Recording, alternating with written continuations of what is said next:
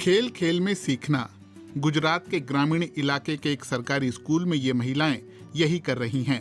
हर खाना पीरियड्स के एक पहलू का प्रतिनिधित्व करता है। ये गेम लड़कियों को प्यूबर्टी के दौरान स्त्री के शरीर में होने वाले बदलावों की जानकारी देता है। एक ऐसा विषय जिस पर भारत में बात नहीं होती। बहुत सारी लड़कियां पीरियड्स के दौरान घर पर ही रहती हैं, स्कूल नहीं जाती।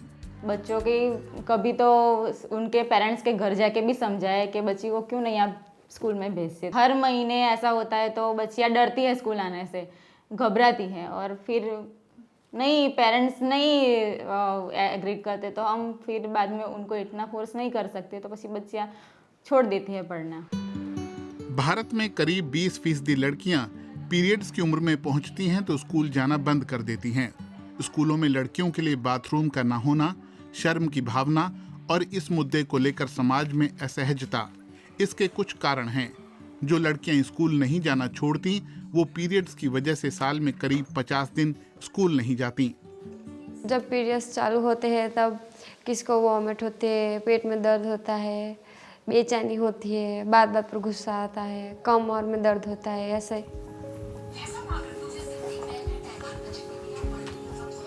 देहाती इलाकों में लड़कियां और औरतें आमतौर पर सैनिटरी पैड के बदले पुराने कपड़े से काम चलाती हैं।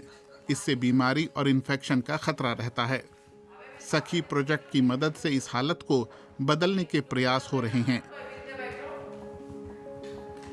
मशीनों की मदद से लड़कियों को फ्री में सैनिटरी पैड दिए जा रहे हैं। इन्हें आसपास के गांवों की महिलाओं ने बनाया है। इनसे उनकी कमाई भी होती है, लेकिन ये अकेला फायदा नहीं है। शुरू में तो हम सैनिटरी नैपकिन के बारे में जानते ही नहीं थे। सिर्फ स्कूल जाने वाली लड़कियों को पता था, हमें नहीं। जब हमने नैपकिन बनाने के लिए यूनिट लगाई तो हमें पता चला कि वह क्या है, उसे कैसे बनाया जाता है और उसके क्या फायदे हैं। पहले लड़कियों को सैनिटरी पैड खरीदने के लिए शहरों में जाना पड़ता था, लेकिन अब उसे हम यहीं बना रहे हैं। वह सबको किफ़ायती दामों पर उपलब्ध है। કે નજીક યુનિટ છે એટલે આપણે અહીંયા ગામમાંથી લઈ જઈ શકીએ। ये पैड 3 रुपए में मिलते हैं। औद्योगिक पैमाने पर बनाए जाने वाले सैनिटरी पैड की तुलना में 1/3 कम दाम में। लकड़ी के पल्प या केले के पेड़ों के फाइबर से बनाए जाने के कारण ये औद्योगिक पैड की तुलना में इको फ्रेंडली भी हैं, क्योंकि उनमें बड़े पैमाने पर प्लास्टिक का भी इस्तेमाल होता है। हालांकि अभी भी कचरे की समस्या है, लेकिन इस पर काम हो रहा है। गाँवों में समस्या ज्यादा थी क्योंकि वहाँ कूड़ा जमा करने का सिस्टम नहीं है जैसा कि शहरों में होता है। आप 10-12 साल की लड़की से जिसे अभी पीरियड होना शुरू हुआ है ये उम्मीद नहीं कर सकते कि वह गंदे नैपकिन को छुपाने के लिए गड्ढा खोदे।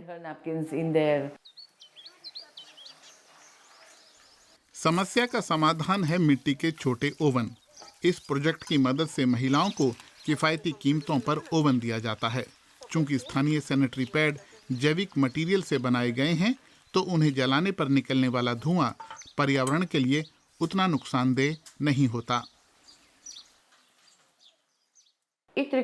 बाजार में मिलने वाले सैनिटरी नैपकिन को नष्ट करने के लिए उच्च तापमान की जरूरत होती है। हमारी सोचने की प्रक्रिया बहुत अलग है। ऑर्गेनिक मटेरियल्स 100 डिग्री या उससे कम तापमान पर नष्ट हो जाता है। फिर ऐसी चीज का इस्तेमाल क्यों ना किया जाए जो ज्यादा तापमान पैदा नहीं करता। तो इस प्रक्रिया को हमें आसान बनाना चाहिए। गांव की हर लड़की को चूल्हा जलाना आता है, इसलिए प्रक्रिया इतनी ही आसान होनी चाहिए। महिलाओं के ये हाइजीन प्रोडक्ट अब भारत के 24 राज्यों में बनाए जा रहे हैं। कुछ महिलाओं के लिए तो ये काम अब जुनून सा बन गया है।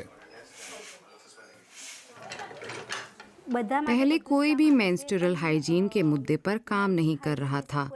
ये काम करने में मुझे खुशी मिलती है। मैं लड़कियों को शिक्षित कर रही हूँ और समझा रही हूँ कि उन्हें उन 4 से 7 दिनों के दौरान हमारी तरह तकलीफ उठाने की ज़रूरत नहीं है।